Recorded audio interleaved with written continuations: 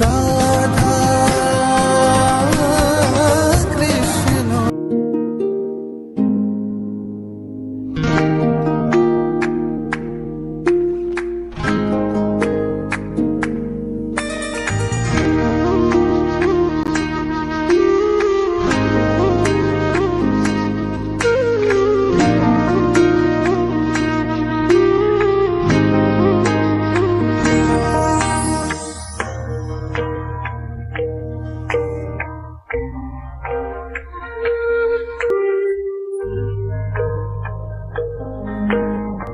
আজ চাঁদটা কেমন উজ্জ্বল দেখছো রাধে, সবকিছু যেন আলোয় ভরে গেছে।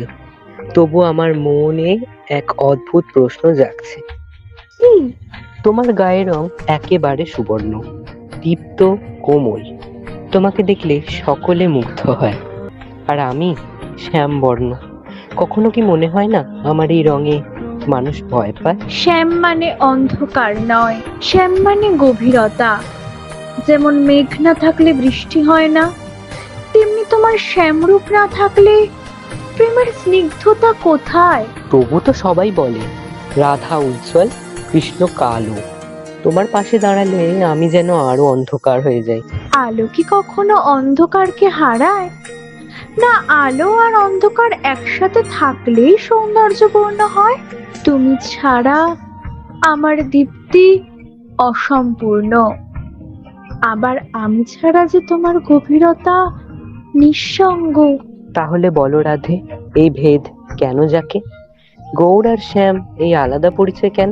ভেদ চোখে থাকে, তবে প্রেমে নয়। তোমার শ্যাম রঙের ওপর আমার সুবর্ণ আবির মিশে গেল, রং বদলালো না রং মিশলো? রাধে, তাহলে প্রেম মানে কি? নিজেকে বদলানো নয়, নিজেকে মিশিয়ে। হ্যাঁ শ্যাম, প্রেমের রং কখনোই বদলায় না।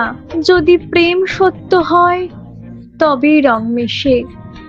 ঠিক যেমন তুমি আমার মধ্যে, আমি তোমার মধ্যে, এই মিলনই তো পূর্ণতা। তাহলে আজ এই ফাল্গুনী পূর্ণিমা হবে রঙের মিলনের দিন, যেদিন মানুষ শিখবে ভেদ নয়, মিলনই সত্য। সেই দিন থেকে দোল আর শুধু রং খেলা নয়, দোল হলো শ্যাম ও সুবর্ণ রাধিকার মিলনের প্রতীক।